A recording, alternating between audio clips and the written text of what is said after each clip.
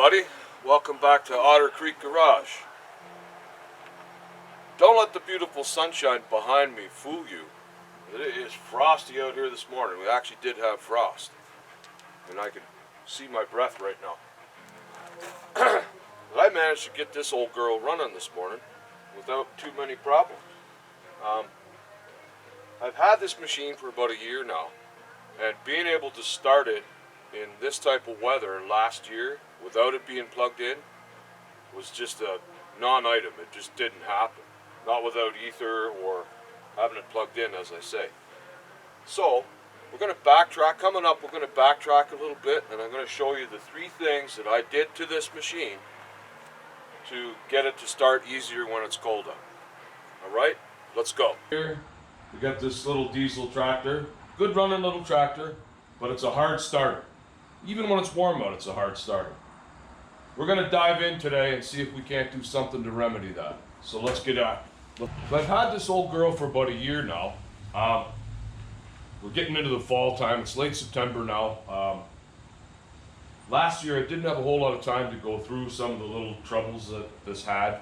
I sort of needed it to, I bought it mostly to blow snow. I do get a lot of snow here where I'm at, and I need something to take care of that for me. But what I did discover, the one major issue that it has is it's a real hard starter. It, like most diesels, it hates the cold. But it doesn't start real well even when it's warm out. So I want to investigate why that is. Now, I did do a compression test on it off camera last winter sometime, and the compression is decent for a tractor this age. I believe it's 1969. So I do have decent compression, but there is something else I discovered. So, as you can see there, no glow plugs. Injectors, injector, injector, injector. No glow plugs. So this old girl does not have any glow plugs. However, if you can see here, it has, I don't know exactly what it's called, an induction heater, or so there's a heater coil inside the air intake here. It heats the air as it's coming in. I've had old tractors that had those on them before. They're definitely not as effective as glow plugs, but they do help quite a bit. So I did not feel this working. So my guess is that it's not even hooked up. So we're going to dive in and see if we can't get this thing working.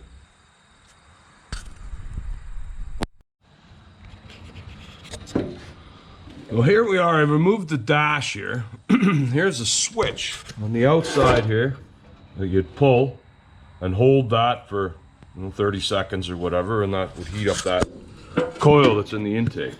So I followed the wire that's supposed to come from the battery, and I found the wire here, cut off. So my guess would be it probably went down probably to here on the starter on that heavy duty battery cable there. That's probably where it went at one time. And someone's cut that off, so I don't know why. Maybe it was buggered and it didn't work at all. So let's see if we can, I'm gonna try and hook this up temporary and just see if I can get it to work before I go to the trouble of running a brand new cable. Okay, so I've stripped that wire back, and just temporarily I've got booster cable from the positive on the battery, right there, to that, feeding that wire, just temporarily here so we can see what we're doing. I know it's not very good, but hopefully that'll tell us whether our switch and or our heater coil is actually working. Alright, so I'm around the other side here now, and I'm going to pull that switch, and then I can put my hand here and maybe feel that getting warm. Give that a go. Just pull on that. Let's see if we can feel that get hot. It'll take a few seconds, I'm sure. Oh yeah, that's getting hot, guys. It sure is. So that actually works. Getting hotter. Hotter. I can just hold my hand on it now, and now it's too hot. Now I can't. Okay. So that seems to me like that's going to do it. Okay, so we're all hooked up. We've got, what I ended up doing was running a new wire from the battery side of that switch there. You can see a brand new connector on. I didn't want to use this short one here and connect a little piece, one more connection to have trouble with. So I ended up running it all the way around, and we got it directly on the battery. Now I used a fairly heavy wire there because being a heater, that's going to draw a fair bit of current. So we got nothing left to do now but give that a try. Now this engine's cold. It's been sitting here for several hours. It's not cold outside. It's probably 25 degrees Celsius here right now. However, even at that temperature, this engine struggles to start. So let's give that a go, and we'll see whether that made an improvement or not. So, a little throttle, turn on the fuel pump, and we'll pull that. Just check it here and make sure it's getting warm. If I can reach it from here.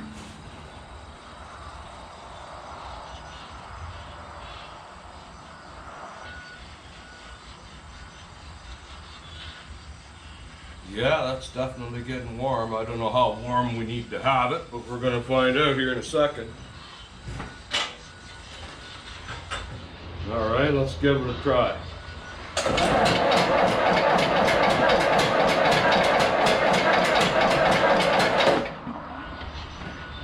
See what I'm saying?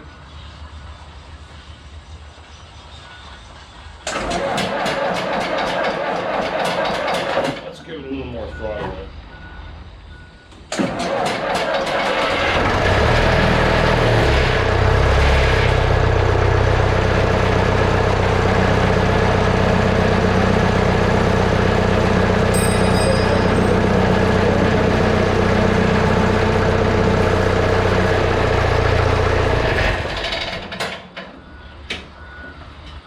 Well, it definitely was helpful. I don't think that's going to solve all of my problems. You know, when it's minus 20 degrees Celsius, that's going to change things. Now, I do have a circulating engine heater for that. Of course, you know, if it's sitting here waiting to blow snow, it's going to be plugged in on a timer, what have you. But it just got a little irritating when I was working around the yard in the fall or even in the spring when it's cooler out and the bugger wouldn't start without a little shot of ether. Now you don't want to have to be doing that all the time. That's not advisable. So I wanted to give it a little extra help. So there you have it, guys. We got that inline intake heater working. How effective it's going to be, it remains to be seen. I think what I'll have to do is maybe wait till I get a cool morning or something and come out here after it's been dead cold for 12 hours and see how much it helped. If it can help me just that much more, that was worth it. Okay guys, so you got an old diesel farm tractor like what I got, an old weapon like this, and the first time that it got real cold out this winter, it wouldn't start. You cranked and cranked and cranked and cranked until the battery was dead. Nothing. You might even have had it plugged in and it still wouldn't start. So here's how you fix that, guys. The trouble is with a diesel engine, it doesn't work like a gas engine. It works on compression alone. The engine has to compress the air in the combustion chamber so hot that it ignites the fuel. So the compression's like 5 times higher than it is in a gas engine. That takes a lot of cranking, a lot of battery cranking, and you got to get it nice and hot or it's not going to start. So One of the first things you can do to fix that is install a proper block heater, a circulating block heater. So right here is the unit I bought. It's a circulating heater, okay? It's got right here, there's the inlet, which is on try and find the very lowest point on the block that you can. You can use the lower rad hose if you have to, that's fine too. But I found this port right here, I used it, it's the lowest point on the block. It draws it out, it heats it, and it pumps it up, and I put it in right there. Now it may differ where you're going to put it in on your machine, because you might have different fittings, of course, but I had a port right there that I threw a hose barb in and ran it there. So that circulates the coolant all the way from the bottom, pumps it up and all the way around, and it keeps going around and around and around. It'll warm that engine up in an hour, warm enough to start. In minus 20 Celsius, no problem whatsoever. Originally, this machine had a block heater right here. There was a heating element in this little housing right here. All it did was heat this little area right here. And so that's not enough. You want to be able to heat the whole combustion chamber all the way across. And that's what this thing will do for you, because it circulates the coolant all through the water jacket and warms it right up. Okay guys, so I bought that little circulating heater unit, coolant heater unit for, I think it was about $130 off Amazon. That's pretty cheap insurance, I think. A lot of those normal block heaters just aren't enough. Now it's worth mentioning that this old machine doesn't have glow plugs in it. So you don't have that starting aid like a lot of newer machines will have. Little glow plugs for each cylinder to help you get going. That makes all the difference in the world, but I had several older farm tractors when I was a teenager on the farm that were like this, and I remember my dad buying one of these. These have been around for years and years and years. It was at least 30 years ago, maybe more, that my dad installed one of these, and they're fantastic. This will solve a lot of trouble. Your tractor will fire right up, no problem at all. It's also worth mentioning, if you're going to keep this outside, I see a lot of guys they don't really have a shop to put it in or a shed to put it in, and they leave it outside. That'll still work, but it's worth wrapping it in a tarp or a canvas blanket or something to keep the heat in. If you have a real high wind chill, cold wind, the heater will struggle to keep up. But if you throw a tarp over that, it'll keep the heat in and she'll fire up. I've done that many times and it works fantastic. It's also worth mentioning as an FYI, guys, I have this plugged into a timer. This is a 7-day timer. It has several programs in it. I can program it to suit my whatever shift I'm on or what my routine is. Like I said, it only takes an hour or so for that to get warm enough to heat up. So it's not necessary to have it plugged in constantly. You're not going to want that because that heater does gobble a fair bit of hydro. It's a 1500 watt element in there, so it probably draws like 8 to 10 amps, I would say. And that's a fair bit. You'll see a noticeable difference on your hydro bill if you leave it plugged in constantly. So it's worth spending. I think this was $50. It's definitely worth spending the money to have a timer. Okay, guys, there it is. Problem solved for $150. So make sure that you buy some decent hose for this job. You don't want to use just regular garden hose. It won't take the heat. You want to have a decent heater hose. So spend a few dollars on that. You'll be glad you did. Per usual, I don't even finish one breakdown project, and I get another one. You have seen this in some of my other videos, my old loader tractor here. Starter was giving me some trouble. Sort of a goofy looking starter. Luckily for me, I found an older guy around the area that rebuilds starters, alternators, that sort of thing. And he's familiar with these. That's the weapon right there. Sort of an oddball. It fits in, and then there's some band clamps that hold it on. I'd never seen one like that before, but according to this old feller, they were common on these Fiat built machines. Anyway, he was able to get it fixed up. He said there was a bit of a short in it. It was causing it to spin over slowly, and that's what was eating up my batteries. So I just went and picked it up, and we're going to reinstall it and see how he made out with it. So this thing is in a bit of a buggery spot here. Well, hopefully you can see that. So the starter goes in that hole, of course, and then it has these two big band straps that go around it that hold it. So it doesn't bolt in on the nose cone like most starters that you would see. So we're going to, it's going to be hard for me to sort of videotape this, because with this loader arm being in the way, it's not really going to be video friendly. So I'll get it strapped in, and we'll see you in a couple of minutes here. Okay, so there it is installed. That's where it goes, right there. So that nose cone fits in there, and there's a machine surface that locates it, and then those two band straps hold it there and keep it from rotating around. Sort of goofy as far as I'm concerned, but it seems to work.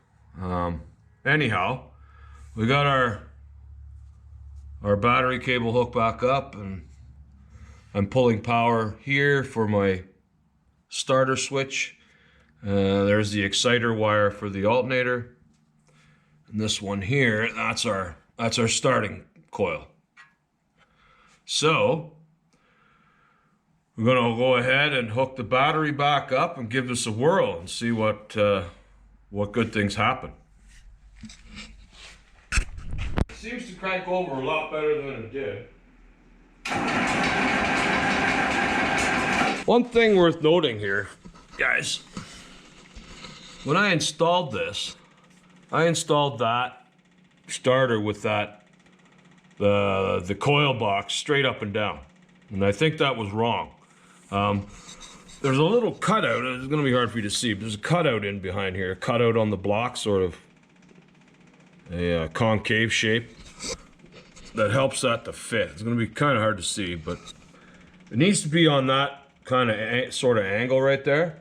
Otherwise, it crushes the back of this. And some of the wires in there for the coil are pretty close to the edge of this box. And the guy did tell me there was a short in the on the back side that he found and repaired. So I'm wondering if that might have been my original problem all along. It may have been installed incorrectly, and it was pushing hard up against it. And in any event, just take note of that if you're ever working on one of these. It doesn't sit straight up and down. You got to rotate it on a bit of an angle. So I think the only thing that's left to do here is to fire this up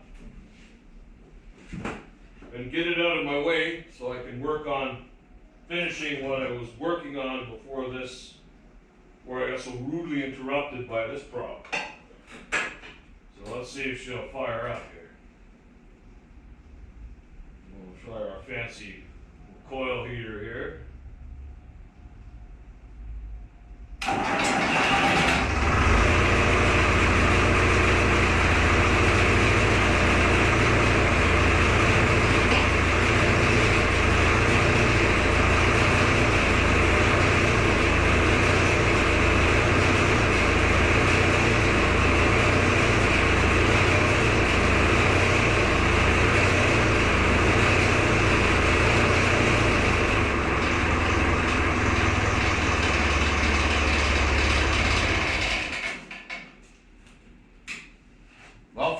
it's a success.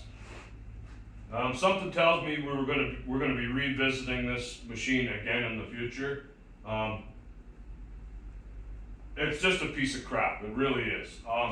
And I think I mentioned before, because this was built by Fiat, made in Italy. They just put cockshut body on it, sold it in North America.